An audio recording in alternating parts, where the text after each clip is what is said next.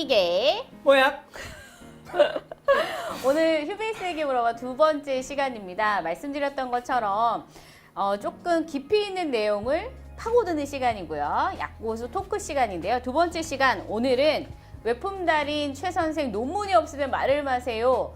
빨간 약에 대해서 한번 알아보도록 하겠습니다. 빨간 약. 약국에 가면요, 빨간 약 되게 여러 가지 이름을 불러요. 포비돈 요오드라고 불러주시는 분도 있고, 어르신들 분들은 아까진기 주세요, 뭐 옥도정기 주세요, 뭐 이렇게 말씀해 주시는 분들이 있는데, 첫 번째 질문 드릴게요. 이제 실제 성분, 포비돈 요오드에 대해서 한번 설명 부탁드리겠습니다. 네, 그 설명드리기 전에 예전에 빨간약이라는 별명이 붙은 이유가 실제로 이렇게 예전에 팔던 빨간약 진짜 정말 빨갰어요. 이게 예전에 생각해보면 제가 한 유치원 때쯤 배꼽을 파가지고 어머나. 저희 어머니가 저희 배꼽에다가 이 빨간약을 발라줬던 기억이 나거든요. 근데 이제 저희 어머니도 그때는 이 빨간약에 수은이 들어있던 걸 아마 모르셨겠죠. 그쵸, 그쵸. 네, 지금 요거는 시판되고 있지 않은데 예전에 빨간약을 불렀던 거는 이제 머큐로크롬이라고 해서 수은이 좀 함유가 돼 있거든요. 그래서 현재는 수은 중독이나 이런 것들이 걱정돼서 판매는 안 되고 있고 지금 우리가 약국에서 흔히 빨간약이라고 부르는 것들은 이제 포비돈 요오드 그렇죠. 성분이 들어가 있는 소독약을 빨간약이라고 주로 부르게 되죠. 포비돈 요오드 같은 경우는 상처 소독에서 뭐 세균이라든지 곰팡이라든지 여러 가지 바이러스까지. 그쵸? 효과적으로 여러 가지들을 다 살균 세정 효과를 나타낼 수가 있고요. 한번 메커니즘을 한번 볼까요? 어떻게 세균 어떤 기전으로 어떤 그죠? 기전으로 네. 죽이나 보면 제가 세포벽인가요? 그쵸, 세포벽이죠. 세포벽이고 요거를 조금 더 쉽게 한번 보면 왼쪽에 있는 게 실제로 소독 효과를 나타내는 요오드. 요오드예요. 그쵸. 요오드인데 그러니까 포비돈 요오드에서 실질적으로 효도 효과가 있는 성분은 요오드라는 거죠. 그렇죠. 근데 이 요오드가 이 요오드 상태로는 굉장히 불안정하기 때문에 그렇죠. 보관을 좀 오래 그리고 안전하게 하기 위해서 PVP라고는 포비돈이라고 하는 그 복합제 안에 녹인 거지. 그렇죠. 요오드를 복합제로 만들어 놓고 그렇죠. 안정화를 시켜 놓은 네. 거고요.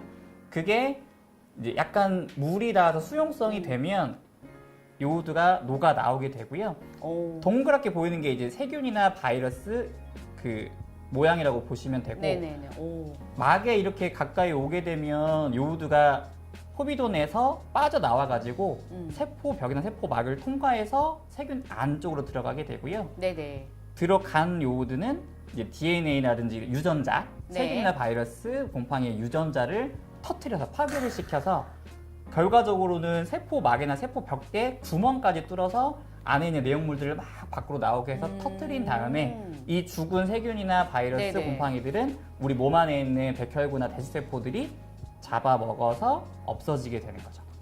정말 재밌습니다.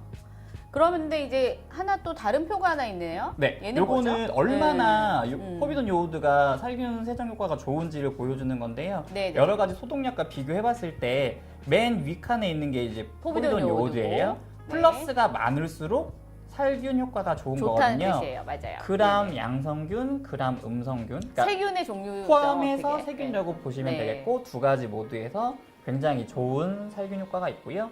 그리고 곰팡이라든지 바이러스에도 좋은 좋은 살균 효과가 있습니다. 사실 바이러스 살균 효과가 있는 소독제가 그렇게 많지가 않아요. 그렇죠. 그래서 우리가 보통 수술하시기 전에 보면은 포비돈 요오드를 발라주는 이유가 아주 다양하게 스펙트럼이 넓은 소독약이기 때문인데요. 두 번째 질문을 좀 드려볼게요. 빨간약 색깔이 없어지면 효과가 없어진다. 그러니까 빨간약 색깔이 있는 내내 효과가 지속된다는 거에 대한 답을 좀 부탁드릴게요.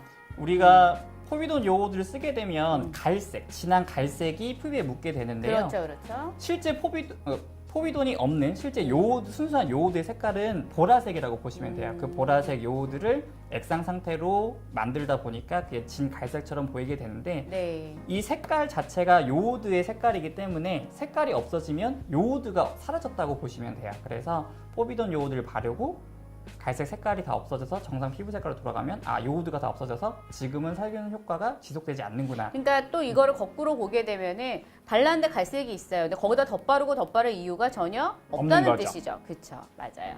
그래서 지금 이쪽에 있는 그 리뷰한 논문들도 다 그런 내용인 거죠. 그렇죠. 네네. 그러면 요거는 이제 넘어가고 세 번째로 이 포비돈 요오드 같은 경우에는 약국에서 되게 다양한 형태로 판매가 되고 있습니다. 그거에 대해서 먼저 좀 설명 부탁드릴게요.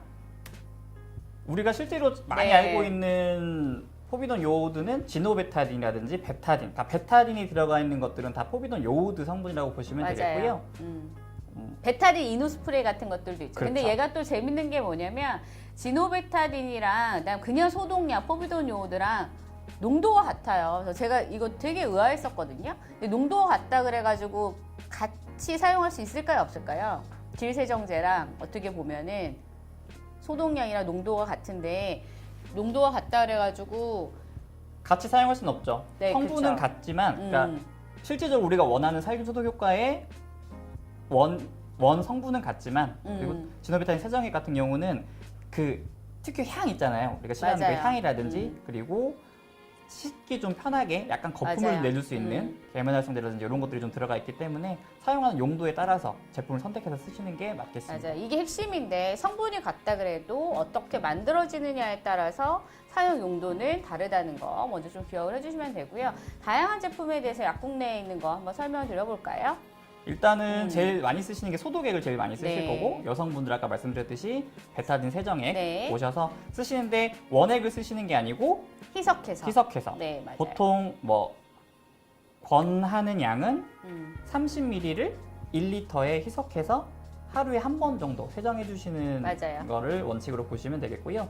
그리고 이누 스프레이 같은 경우는 우리가 일반적으로 다른 이누 스프레이들은 뭐 통증이라든지 세균을 죽이는 효과들은 있는 것들이 꽤 많이 있는데 바이러스를 죽여주는 효과의 스프레이는 사실 좀 드문 것 같아요. 그래서 베타딘 이누 스프레이 같은 경우는 독감 돌 때 사실 많이 사용을 하는데 베타딘 이누 스프레이 뿌리게 되면 사실 좀 많이 건조해지는 느낌이 없지 않아 있어요. 그죠? 그다음에 뿌리는데 계속 뿌리는 것도 어떻게 보면은 이 건조증을 더 심하게 하는 경우들이 있어서 보통 하루에 몇 번 정도 뿌리라고 안내를 드리나요? 보통 하루에 뭐 수회라고 하는데 권하는 거는 3-4시간에 한 번 정도 뿌리시는 그렇죠. 거를 지나고 이미 감기가 너무 진행이 되고 있어서 모기만 마르고 진통제 이미 먹고 있고 항바이러스 때 드시고 있고 항생제 드시고 계실 때는 굳이 같이 사용하실 이유는 없어요. 그죠? 그리고 목에 쓰는 게 두 가지 제품이 있는데 이누 스프레이하고 가글액 두 가지가 있는데 네네네. 사실 가글액을 모관 깊숙이까지 가글하기가 되게 힘들거든요. 맞아요. 모관 깊숙이 가글하려고 하시다가 삼켜버리는 경우가 있기 때문에 목이 많이 불편하시고 답답하시면 뿌리는 이누 스프레이가 조금 더 깊숙하게 사용하실 수 있겠고요.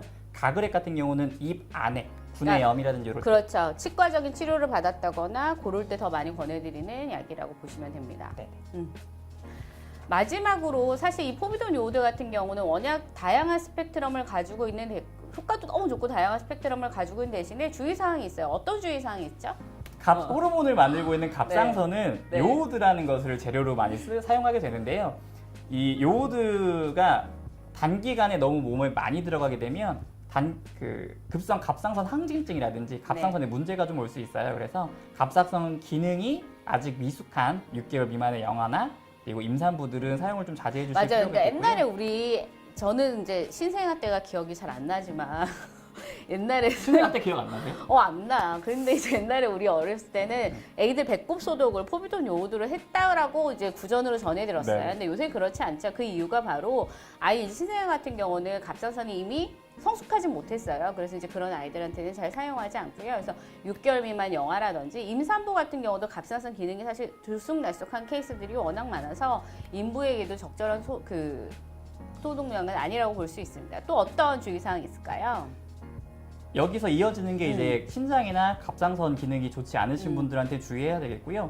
그리고 아무 상처에나 포비돈 요오드를 쓸 수 있는 게 아니고 그렇죠, 우리가 깊거나 넓은 상처 같은 것들은 일반적인 우리가 다치지 않은 피부는 피부 자체의 투과성이 되게 낮기 때문에 많이 쓰더라도 사실 투과되는 양이 많지는 않은데 화상이라든지 깊은 상처, 넓은 상처는 우리 보호막이 깨져 있기 때문에 포비돈 요오드를 넓은 부위에 바르시게 되면 굉장히 흡수가 많이 많은 되죠. 요오드들이 몸에 안에 그렇죠, 흡수되기 때문에 갑상선 기능이 정상이시라 할지라도 많은 양의 요오드가 들어가서 갑상선 항진증이 생길 수 있기 때문에 큰 상처에는 주의하셔야 되겠습니다. 그러니까 화장 같은 경우는 또 위에 진피증이 다 차버리는 경우들이 있어서 그럴 때 훨씬 더 투과력이 높아지거든요. 그래서 너무너무 좋은 주의사항 감사드리고요.